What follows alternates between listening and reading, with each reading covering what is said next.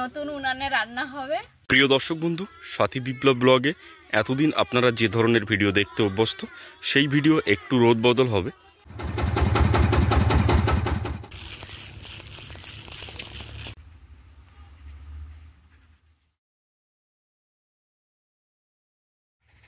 নমস্কার বন্ধুরা, সাথী বিপ্লব ব্লগের আরও একটা নতুন পর্ব শুরু হতে চলেছে। আজ দেখবেন আমাদের বাড়িতে আলু চাষের জন্য গাড়ি আসবে, কীভাবে চাষবাস হচ্ছে সবটাই আপনাদের সঙ্গে শেয়ার করব। ভালো লাগলে একটু কমেন্ট বক্সে জানাবেন।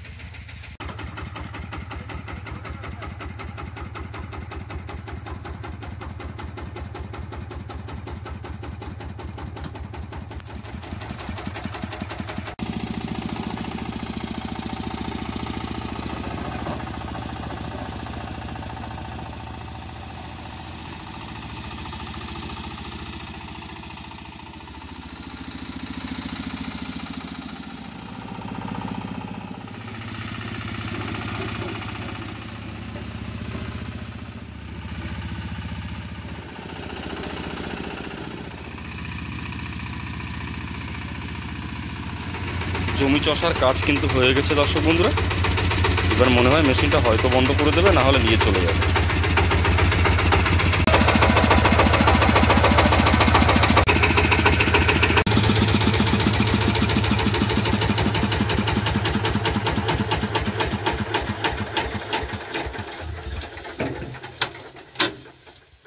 চাষের পরে গাড়িটা এখন আমাদের বাড়িতেই থাকবে। আমাদের আরও কিছু জমি চষার আছে, সেই জমিটা আমরা তৈরি করে এই গাড়িটা দিয়ে কিন্তু চষে নেব। চলুন একবার দেখাই এই মেশিনটা মোটামুটি কীভাবে চলে। আমি যেটা দেখেছি সেটা একবার আপনাদেরকে বলি। এই জায়গাটায় হ্যান্ডেলটাকে লাগিয়ে স্টার্ট দিতে হয়। পুরো যতটুকু দেখা যাচ্ছে এটা হলো মেশিন। ভীষণ বড় একটা পাওয়ারফুল মেশিন থাকে। আর যিনি চালনা করেন মেশিনটাকে, তিনি মূলত এই জায়গাটায় দাঁড়ান। এই জায়গায় দুটো হাত রাখতে হয়। এবারে এইটা ঘোরালে এটা উপরের দিকে উঠে আসে। যত ঘোরানো হবে তত উপরের দিকে উঠে আসবে। এটা যখন আবার নিচের দিকে করতে চাইবো, এবার এটা কী হয়, লেন্থটা ঠিক রাখে মাটির দিকে। আর এটা যখন ধরো গাড়ি চলছে, এটা যখন চাপা হবে গাড়িটা এই দিকে বেঁকবে। এটা যখন চাপা হবে গাড়িটা এই দিকে বেঁকবে। এটা হচ্ছে পিক আপ। এটা বাড়ানো কমানো করে গাড়িটার পাওয়ার বাড়ানো হয়, কমানো হয়। এগুলো হচ্ছে গিয়ার। দেখুন এখানে সব 1, 2, আর 3, এইটা সব থাকে। আর এটা হচ্ছে গাড়ি সামনে যাবে পিছনে যাবে। এটা যখন আমি হাত দিচ্ছি না, এটাকে দিয়ে ইউজ করা হয়। আর কি দেখানোর মতো আছে? আচ্ছা, ফালটা একটু দেখাই। ফালটা কেমন দেখতে হয়। ফালটা এই যে, এই কিন্তু মূলত মাটিগুলোকে ঘুরে ঘুরে খুঁড়ে খুঁড়ে তোলে। এগুলো এরকম অনেকগুলো লাগানো আছে, ঘুরলে মাটি খুঁড়ে যাবে। আর প্রচুর কিছু জড়িয়ে গেছে এইসবই, খড় টড় এইসব যা যা ছিল জমির উপরে।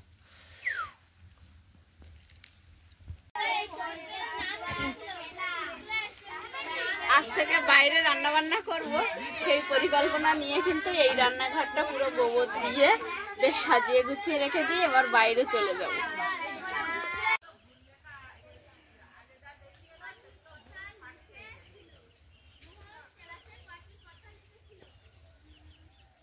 প্রিয় দর্শক বন্ধু, সাথী বিপ্লব ব্লগে এতদিন আপনারা যে ধরনের ভিডিও দেখতে অভ্যস্ত, সেই ভিডিও একটু রোদ বদল হবে।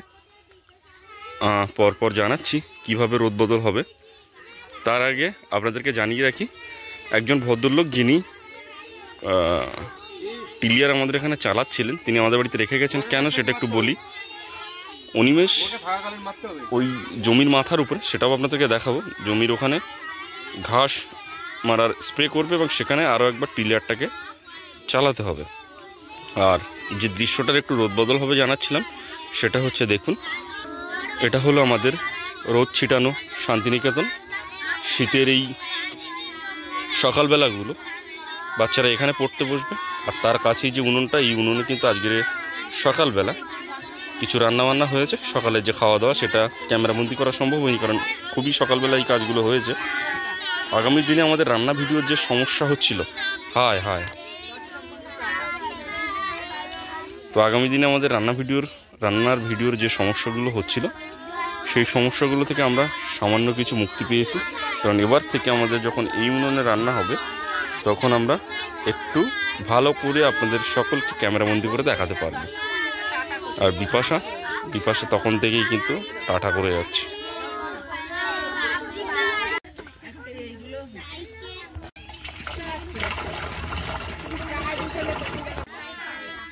খুব সুন্দর লাগছে সাথী, খুব সুন্দর কাজ করেছো।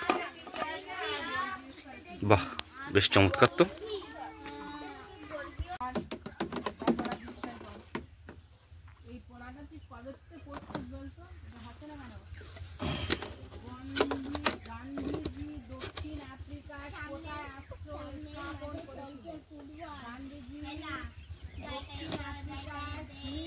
তুই বসে যদি তুলতে চাস আমি চাকিয়ে তুলে দেবো, আর যদি বলি না চাকিয়ে তুলে দিতে হবে তা তুলে দেবো। বল কোন ভাই তুলে দেবে?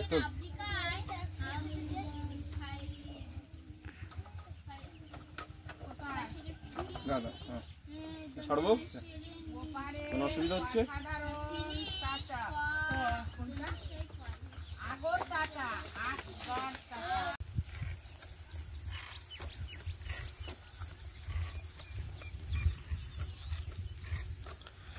আমরা এই যে উঁচু জমিটা দেখা যাচ্ছে, এই জমির উপরিভাগে যে ঘাসগুলো আছে সেই ঘাসগুলো সব মেরে দেওয়ার চেষ্টা করছি। 2-1 দিনের মধ্যে এই ঘাসগুলো মারা গেলে তখন আমরা ট্রাক্টর দিয়ে এই জমির উঁচু নিচু অংশগুলো আছে সেগুলো যেন ঠিক হয়ে যায়, যার জন্য আমরা এটাকে করব এই কাজটা। এটা অ্যাকচুয়ালি অনিমেষেরই উদ্যোগ। আর সেই সঙ্গে সঙ্গে দর্শক বন্ধু, আপনি ক্যামেরা স্ক্রিনে নিশ্চয়ই দেখতে পাচ্ছেন ধানগুলো কেমনভাবে হলুদ হয়ে গেছে। আমাদের ধানগুলো অবশ্যই এখনো সাদা আর সবুজের মাঝখানে একটা মিশ্রিত রং আছে। চলুন একটু কাছ থেকে দেখাই। এই যে ধানের রং হলুদ হয়ে গেছে, যেটাকে আমরা বলি সোনালি ফসল, সোনার ফসল যেটা বলি, সেটার কালার দেখুন। চলুন একটা আমি ভেঙে দেখাই, দেখি দেখানো যাচ্ছে কিনা।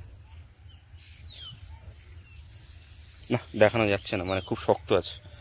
আর এদিক দিয়ে আসলে এটা আমাদের ধান, এটা এখনো সবুজ আছে। এটা একটা প্রজাতি, ওটা একটা প্রজাতি, দুটো আলাদা আলাদা প্রজাতি, তো তাই একটু ধীরে ধীরে এ পাকবে।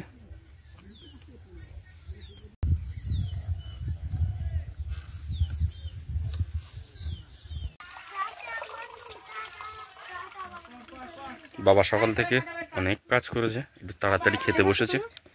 বাবার আজকে খাচ্ছে ভাত আর আলু সেদ্ধ। লেগেছে তোর? তো খোল দেখি একা একা। হ্যাঁ,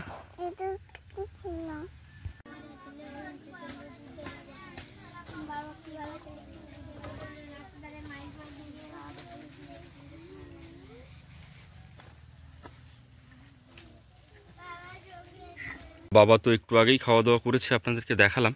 আর এখন আমরা সকলে খেতে বসবো। সাথী খাওয়া দাওয়ার জোগাড় করছে, অনিমেষ আসলেই তবে আমরা সকলে খেতে বসবো। অনিমেষ এখন ওই যে কাজ করছে, প্রায় হয়ে গেছে, আসলেই আমরা খেতে বসবো। আরও একটা জিনিস, আমরা এই উনুনটায় রান্না করেছি আজকে, আমাদের নতুন উনুন। আর সেই সঙ্গে সঙ্গে আমাদের কয়েকটা মিষ্টি একটু প্রাপ্তি হয়েছে। এই গ্রাম বাংলার বুকে একজনের স্বপ্ন সত্যি হয়েছে, তার স্বপ্ন সত্যি হতে চলেছে। একজন গৃহস্থের বাড়িতে তাদের পাকা ঘরে ছাদ ঢালাই হয়েছে, তো সেই উপলক্ষে ওনারা মিষ্টি পাঠিয়েছেন। তো এটাও কিন্তু আমাদের একটা নতুন প্রাপ্তি, নতুন উনুনের সঙ্গে মিষ্টি মুখ। যে গৃহস্থের বাড়িতে এই স্বপ্ন পূরণ হয়েছে তাদেরকে আমাদের সকলের তরফ থেকে অভিনন্দন জানাচ্ছি। এরকম স্বপ্ন সত্যি সকল মানুষেরই হোক, সকলেরই একটা নিজের বাড়ি হোক তার মনের মতন করে।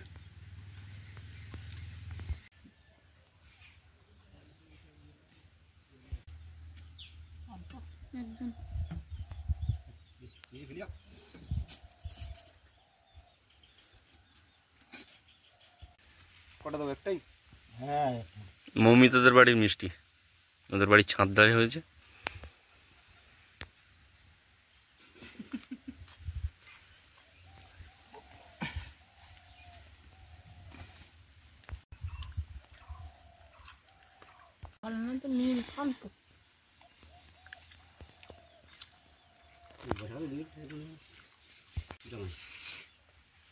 আমাকে আমি আমার কাজে যাচ্ছি, আমার সময় পাবো না।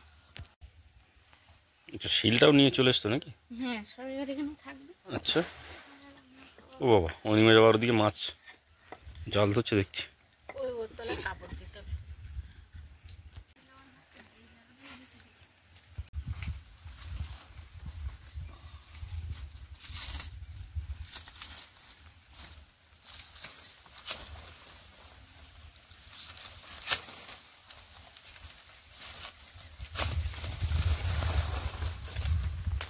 আর লাগবে? হুম, আরো লাগবে তো। ওই হাতের কাছে, ডান হাতের কাছে ওই গাছটা কেটে দাও।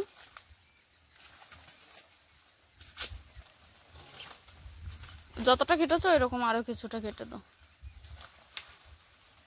এক জায়গা থেকে নিও না, চারিদিক থেকে নাও, তাহলে গাছগুলো একটু ফাঁকা হলে কচু হয় ভালো, এই ছোলা কচু। এর পাতা ফেলে দাও। এই যে ডাকগুলো কাটলে এর পাতাগুলো কেটে দাও। কাটবে না কচু? না, পাতা কেন ফেলে দেবো? হ্যাঁ, পাতাই নিচটাতে ফেলো, এখানটাতে ফেলো। এই যে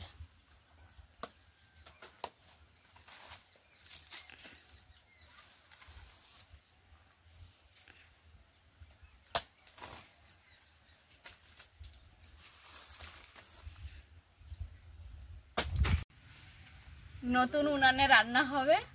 শীতের মরশুমে বাড়িতে আসা প্রথম সবজি ফুলকপি এবছরে কিন্তু।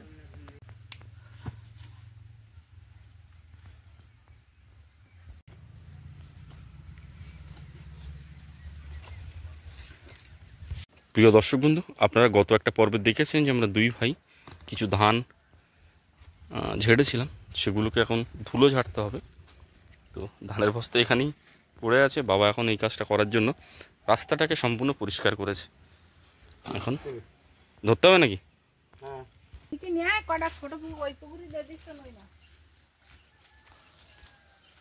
আচ্ছা,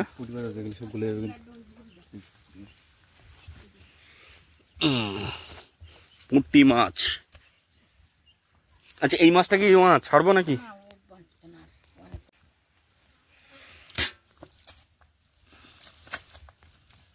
রূপচাঁদ সাথী অনেকগুলো মাছ ধরে দিয়েছে। ঝুমুর তাহলে রান্না করো।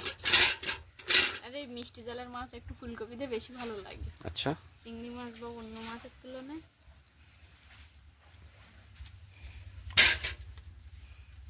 একটা নতুন উনুন রান্না করতে করতে বুঝতে হয় উনুনটার আর কোথায় কোথায় কী কী সমস্যা আছে, এবং সেই অনুযায়ী তাতে মাটি কেটে দেওয়া এবং মাটি ধরিয়ে দেওয়া, এই কাজগুলো করতে হয়। অর্থাৎ কোনো জায়গায় হয়তো মাটি একটু বেশি করে দিলে ধোঁয়া কম উঠবে, কোনো জায়গায় জালটা হয়তো ঠিকঠাক উঠবে। তো এই কাজগুলো কিন্তু একমাত্র মা ছাড়া আপাতত আমরা কেউ তো বুঝি না, মাই বোঝে। হ্যাঁ, তোমার ছাড়া করা।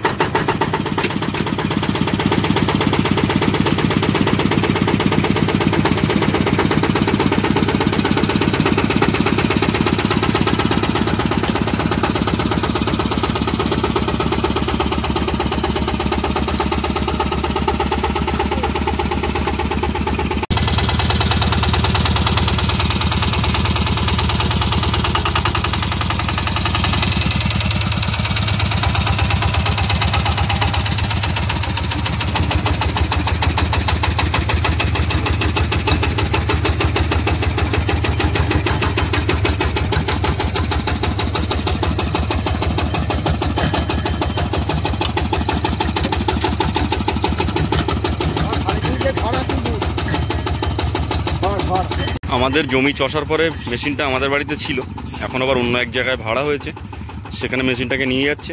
ওখান থেকে করে আসার পরে আবার আমাদের বাড়িতেই থাকবে। আমাদের আরও একটু জমি চষার আছে, সেই জন্য বাবা কিন্তু এখন এই ধানগুলোকে উড়াবে।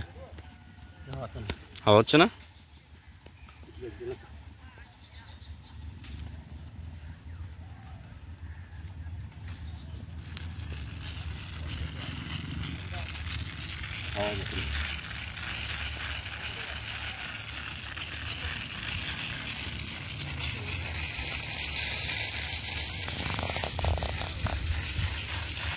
এই যে নোংরাগুলো উড়ে উড়ে বেরিয়ে যাচ্ছে।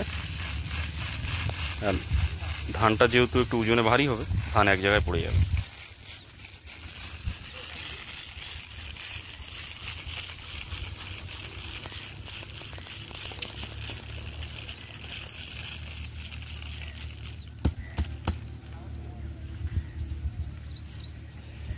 বাবা কিন্তু এখন এই ধানগুলোকে উড়াবে। হাওয়া হচ্ছে না?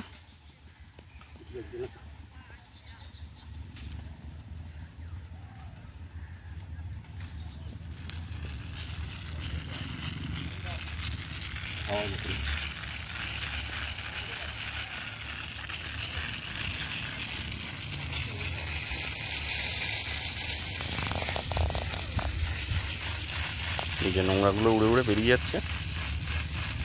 আর ধানটা যেহেতু একটু ওজনে ভারী হবে, ধান এক জায়গায় পড়ে যাবে।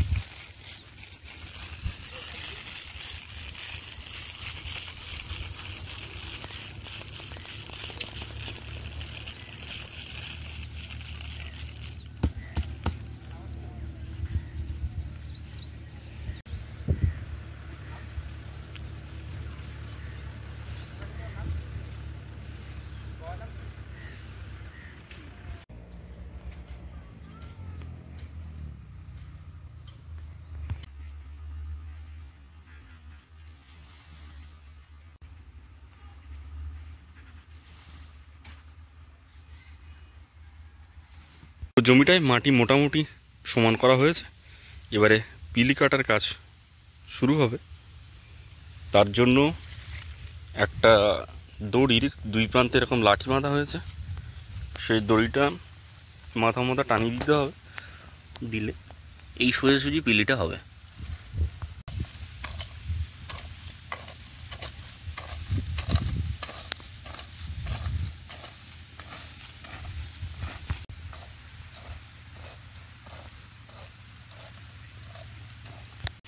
এই লাঠিটা দিয়ে যে এই ফাঁকা অংশটা তৈরি করা হচ্ছে মাটির মধ্যে, এই জায়গাটায় মূলত আমরা যে আলুটা চাষ করতে চাইছি সেটা রোয়া হয়। শুধু এটা আলুর ক্ষেত্রেই না, সব রকম সবজির ক্ষেত্রেও আমরা এটাকে ব্যবহার করতে পারি। আজকে আমাদের নতুন উনুনে রান্না হচ্ছে। মা এদিকে দেখতে পাচ্ছি মাছ ভাজা করছে, আর সাথী মনে হয় মশলা বাটছো। মনে হওয়ার কিছু নেই, মশলাই বাটছো, তাই তো? রান্নার প্রথম দিকে একটু মা সাহায্য করে দিল, আর এক খোলা মাছ ভাজা হয়ে গেছে, এক খোলা মাছ কড়াইতে দেওয়া হয়েছে। ওদিকে গাটি কচু চিংড়ি মাছ দিয়ে কাঁচা তেঁতুলের টকটা রান্না হচ্ছে, সেটা কিন্তু প্রায় হয়ে এসছে। এবার নামানো হবে। এই যে দুটো কড়াইতে দু রকমের জিনিস হচ্ছে, আর নতুন উনানে রান্না আজকে প্রথম কিন্তু কাঁচা তেঁতুলের টক হচ্ছে। এই কড়াইটা মাছ এক পিঠ ভাজা হয়ে গেছে, উল্টে দিয়েছি। আর একটা কড়াই যেটা টক রান্না করছিলাম, টকটা রান্না হয়ে গেছে, একটু জল দিয়ে দিয়েছি। ওর মধ্যে দিয়ে দেবো কচু শাক।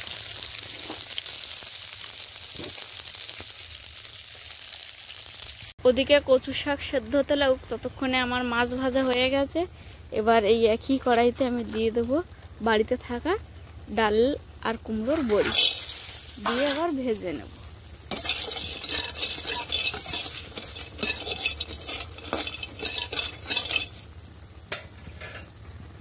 এই যে বড়িগুলো কিন্তু আমি লাল লাল করে ভেজে নিয়েছি। বড়ি ভাজা কড়াইতে দিয়ে দেবো একটু তেল। তেলটা গরম হয়ে গেছে, তাতে দিয়ে দেবো একটু রসুন কুচি, একটু পেঁয়াজ কুচি, কয়েকটা কাঁচা লঙ্কা চেরা।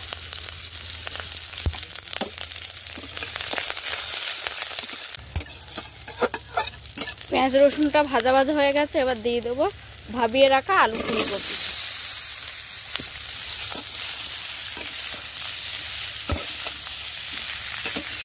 এর মধ্যে দিয়ে দেবো একটু স্বাদ মতো লবণ আর একটু হলুদ।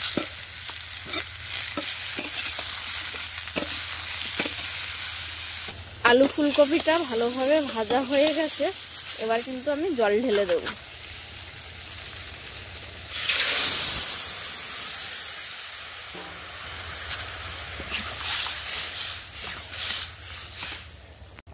আলু ফুলকপির তরকারিতে তো জল ঢেলে দিয়েছি, এবার তার মধ্যে দিয়ে দেবো ভেজে রাখা বড় মাছগুলো। আর ছোট মাছগুলো কিন্তু আবার আগামী দিনের জন্য রেখে দেব।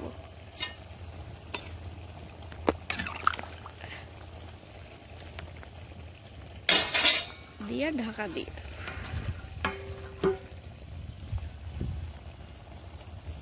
ফুলকপি আলু মাছের তরকারি ফুটে গেছে, ঝোলটাও কিছুটা কমে আসছে। এবার তার মধ্যে দিয়ে দেবো ভেজে রাখা বড়ি,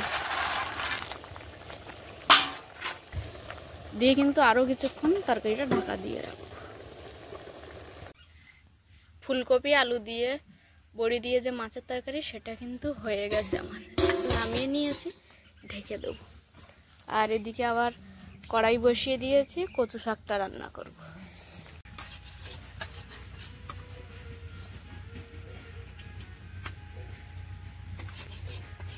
প্রিয় দর্শক বন্ধু, আমরা এই মুহূর্তে রোদ ছিটানো শান্তিনিকেতনে বসে আছি। বাবা একটু আগে খাওয়া দাওয়া করেছে আর অনিমেষ খেতে বসেছে, আমরাও খেতে বসেছি। অনিমেষ অনেকটা খাওয়া দাওয়া কমপ্লিট করেছে। আর আজকের আমাদের নতুন উনুনে রান্না হয়েছে নতুন সবজি ফুলকপি। কচু শাক তো অনেকবারই রান্না হয়েছে, কিন্তু ফুলকপি আজকের আমাদের এবছরের নতুন সবজি, সেটা দিয়ে খাওয়া দাওয়া করবো। বিপ্লববাবু তো দুটো তরকারি কথা আপনাদেরকে বললো, আরও একটা তরকারি ছিল যেটা গাঠি কচু, কাঁচা তেঁতুল, চিংড়ি মাছ দিয়ে একটা টকের তরকারি। তো আজকের এই 3 পদের রান্না খাওয়া দিয়েই পর্বটা শেষ করছি। এতক্ষণ ধৈর্য দেখার জন্য আপনাদেরকে অনেক অনেক ধন্যবাদ। দেখা হচ্ছে নতুন কোনো একটা ভিডিওতে। ততক্ষণের জন্য আপনারা ভালো থাকবেন, সুস্থ থাকবেন, নিজেদের সকলের প্রতি খেয়াল রাখবেন। আমার সকল বয়োজ্যেষ্ঠকে জানাই প্রণাম, সমবয়সীকে জানাই অনেক অনেক ভালোবাসা, ছোটদেরকে জানাই আদর ও স্নেহ। সবশেষে আমি যেটা বলে থাকি, সাথী বিপ্লব ব্লগের সঙ্গে সদা সর্বদা জুড়ে থাকবেন। আজ তাহলে আসি।